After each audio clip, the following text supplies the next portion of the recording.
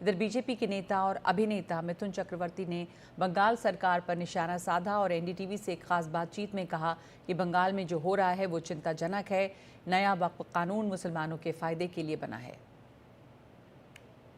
हमारे साथ बात करने के लिए एक ऐसे अभिनेता हैं जिन्होंने नेता की अपने किरदार में इस तरह से अपने आप को डाल दिया है कि बड़े बड़ों की छुट्टी कर देते हैं, और एक ऐसे नेता हैं जो कभी सवाल के घेरे में भी आ जाते हैं अपनी बातों के लिए। हमारे साथ हैं मिथुन चक्रवर्ती। मिथुन दा, स्वागत है आपका एनडीटीवी पर। जिस तरह की घटनाएं हो रही हैं बंगाल में, चिंतित कर रही हैं आपको? चिंतित भी कर रही हैं और कोई सरप्राइज्ड भी नहीं हूँ। चिंतित भी हो रहा हूँ लेकिन सरप्राइज भी नहीं हूँ कि राज्य ऐसा ही है। ये राज्य में हर दिन हर महीने कुछ नहीं हो रहा। ये तो मीडिया फ्लैश नहीं करते हैं, पता नहीं क्यों। मतलब टुकड़ों में काट के अभी माँ बाप दोनों को मार दिया कुछ दिन ही पहले। और ये जो हो रहा है, it was to be done, मतलब होना था, हो गया। अभी मैं उसके लिए सरप्राइज्ड हूँ, बिल्कुल सरप्राइज्ड नहीं हूँ। वक्फ के लिए जिस तरह के विरोध प्रदर्शन हो रहे हैं, लोगों को अपने ही जिले में, अपने ही शहर में, अपने ही राज्य में बेघर होना पड़ रहा है। ये तो सबसे दुख की बात है। और क्यों हो रहा है? अगर आपको वक्फ से गुस्सा है तो इन लोगों पे क्यों? ये तो गरीब लोग, उनसे क्या लेना देना है वक्फ से। और देखिए, वक्फ को लेके मैं और एक बार बोलूँगा, बोल भी चुका हूँ कि वक्फ मुसलमान भाइयों के लिए है और ज़्यादातर मुसलमान महिलाओं के लिए वक्फ बनाया गया है। एक्चुअल जो है वक्फ, ज़मीन तो है वक्फ की, लेकिन उस ज़मीन का गलत इस्तेमाल कितने लोगों ने किया है वो सब बाहर आ जाएगा। बहुत लोगों ने लेके उसको किराए पे दे दिया, आराम से बैठ के खा रहे हैं। ठीक है, खा रहे हो, गरीब भाइयों, मुसलमान भाइयों को दो, वही पैसा गरीब मुसलमानों को दो तो माने। तो एक्चुअली जिनके पास कुछ, ये मत समझिए 1 एकड़ ज़मीन है, एकड़ से एकड़ ज़मीन लेके बैठे हुए हैं। कोई कुछ बना दिया उसमें, अभी सोच रहे हैं अब तो गया, मेरा टूट जाएगा, तो चलो दंगा करो। और जो दंगा कर रहे हैं उनको कुछ समझ में नहीं आ रहा है क्या हो रहा है। कौन लोग हैं दादा? ये कौन लोग है जिन लोगों को मतलब चढ़ा के दंगा करा रहे हैं ताकि हम नहीं करने देंगे? ये नहीं, आप क्या नहीं करने देंगी? क्या नहीं करने? यही कि जिन जिन लोगों ने इसका फायदा उठाया वो बाहर ना आए, या सचमुच जो चीज़ हुआ है उसको बाहर लाओ, लोगों के सामने रखो, मुसलमान भाइयों को बोलो अब इसका फैसला कीजिए। जो पैसा, इतने पैसे में घिरा हुआ है ये चीज़ें, इतने पैसे, छोटी छोटी पैसा नहीं है, 100 करोड़ 200 करोड़, हज़ारों करोड़ों में घूम रहा है। ये मैं आपको बोल रहा हूँ, अगर ये बाहर आ जाए तो बहुत लोग एक्सपोज हो जाएंगे। बंगाल में है। तृणमूल कांग्रेस आरोप लगाती है कि भारतीय जनता पार्टी इस तरह के दंगे करवाती है और उकसाती है लोगों को। ये बहुत अच्छी बात। अभी मैंने वो हर बार बोलती हैं मैडम कि ये बीजेपी आ रहा है, अभी दंगा करेगा, वो करेगा। अभी फिलहाल 2 रामनवमी का मिছিল जुलूस मैंने अटेंड किया है, जिसमें 1.5 लाख से 2-2.5 लाख के अंदर लोग थे, एक पत्थर तक नहीं गिरा। तो बीजेपी दंगा करेगा तो दंगा होना चाहिए ना। पर जहाँ बीजेपी नहीं है वहाँ ये देख के बीजेपी है क्या? जो मुर्शिदाबाद में हो रहा है वहाँ कहाँ बीजेपी है? तो कौन दंगा कर रहा है? ये कौन दंगा कर रहा है उधर? बीजेपी तो है नहीं। खाली खामों का बदनाम करने से बदनाम तो होएंगे। आप बदनाम करना चाहते करिए, कोई फायदा नहीं है। वहाँ से विधायक हुमायूं कबीर हैं। पहले भी एक बार आपने कहा था उनके बारे में, काफ़ी तीखी बातें कही थी भागीरथ नदी को लेकर और बाकी सारी चीज़ों को लेकर। कैसे देखते हैं उस तरह के स्टेटमेंट्स? देखिए, अभी वो उनका इलाका नहीं है जहाँ हो रहा है ये, वो इलाका लेके अभी वो बात को छोड़ दीजिए। जो हो गया सो हो गया, बात ख़त्म।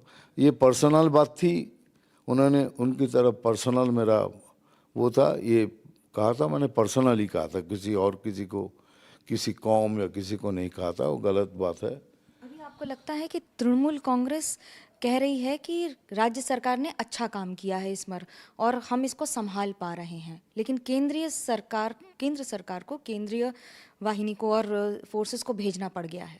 हाँ, तो अगर अच्छा काम किया तो क्यों भेजे? अगर उन्होंने कहा मैंने बहुत अच्छा काम किया है तो केंद्रीय वाहिनी क्यों आ गए? उनको आना तो नहीं चाहिए था। पहले तो उनकी पुलिस सब, क्या बोलूं, मतलब टुंडे खाने वाले सब पुलिस बैठ गए हैं। कोई कुछ नहीं काम करता, ऑर्डर आता है कोई कुछ नहीं करना, खाली खड़े रहना, तो खड़े हैं। उसी लिए तो बीएसएफ को बुलाया गया, सीआरपीएफ को बुलाया। सीआरपीएफ भी आ गए मेरे ख्याल से, I am not sure but I think so. अगर इससे आगे बढ़ा तो मिलिट्री। तो इसको आप अच्छा काम बोलते हैं? लगता है तृणमूल कांग्रेस के नेता भी इसके पीछे हैं क्या? ये आरोप लगा रहे हैं आप ऐसा कुछ? डायरेक्टली नहीं, indirectly, subdirectly, indirectly, all of them are there behind this. नहीं तो ये 1 सेकंड लगेगा। राज्य सरकार अगर डिसाइड कर लिया इसको बंद करो, 1 सेकंड में बंद हो जाएगा। 1 सेकंड लगेगा। ना बीएसएफ की जरूरत होगी, ना सीआरपीएफ, किसी की जरूरत नहीं होगी। खाली पुलिस का ऑर्डर दे बंद करो इसको। देखिए 1 दिन में नहीं बंद हुआ तो नाम बदल दीजिए। आपको लगता है कि खाली हिंदुओं की दुकानें, उनके घर और हिंदुओं को टारगेट करके ये किया जा रहा है, खास तौर से इन इलाकों में? आपको लगता है कि इसके सिवा और किसी कोई टारगेट हो रहा है? आपसे सवाल पूछ रहा हूँ, क्यों मैं एक ऐसा आदमी हूँ, मैं इंटरव्यू देता हूँ, सवाल का जवाब देता हूँ और सवाल पूछता हूँ, आपको भी जवाब देना पड़ेगा। आपको पूछे हिंदू के सिवा और किसी का घर लूटा जा रहा है? अभी तक हमने नहीं देखा ऐसा, नहीं देखा। खास तौर से उन इलाकों में जहाँ पर 80% से ज़्यादा मुस्लिम आबादी है। तो इसका मतलब हिंदू के सिवा और किसी का घर नहीं है ना? तो ये तो होना था। मैं लेकिन एक बात बोलता हूँ, इसमें स्लीपर सेल भी इन्वॉल्व हो गया होगी, जो सुन रहा हूँ मैं। स्लीपर सेल था, वो भी इन्वॉल्व हो गए।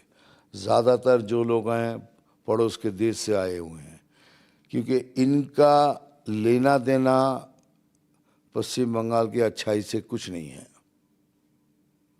और एक मैं बात बोल देता हूँ, बहुत बड़ी बात बोल रहा हूँ, कि हिंदू लोग तो टारगेट है ही और होगा भी आगे।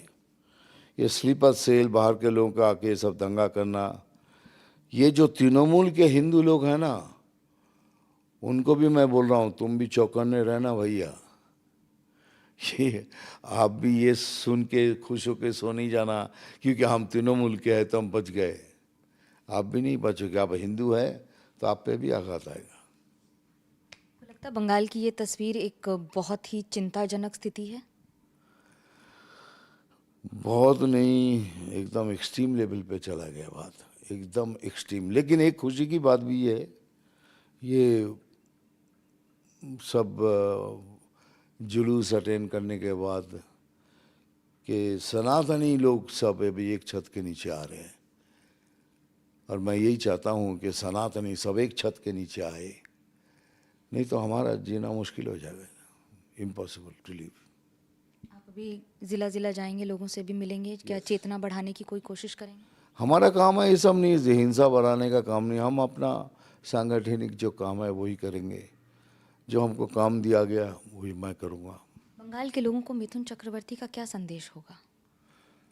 यही होगा कि 8-9% जो हिंदू वोट नहीं देते हो, अभी जागो, उठो, वोट करो, हमारा साथ दो और ये सरकार का परिवर्तन करो तो सब ठीक हो जाएगा। और नहीं तो relax, wait for the bad time. और क्या बोलूं? मिथुन चक्रवर्ती अपने अंदाज में बताते हुए कि आने वाले दिनों में गतिविधियां किस तरह से राजनीति के साथ साथ बाकी और भी बढ़ेंगी। कैमरा पर्सन शेख मोमिन के साथ मनोज्ञा लोईवाल, कोलकाता, एनडीटीवी इंडिया के लिए।